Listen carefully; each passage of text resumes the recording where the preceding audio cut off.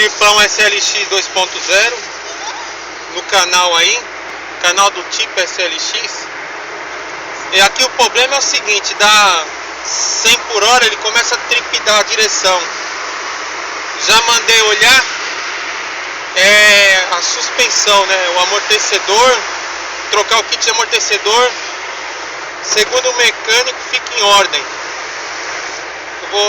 Ele trepida um pouco a direção aos 100 por hora. Pode ver que ele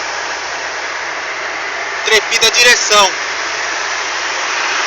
Vou mandar fazer esse conserto, depois vou fazer um vídeo com consertado. Beleza? O carrinho tá quase em ordem. Tipão SLX 2.0. Mandei fazer o sistema de freio também. O carro tá redondinho quase, né? Tá 90%. Acompanhe o canal aí, né? Canal do tipo SLX. E dá aquele like aí pra nós, valeu? Até o próximo vídeo.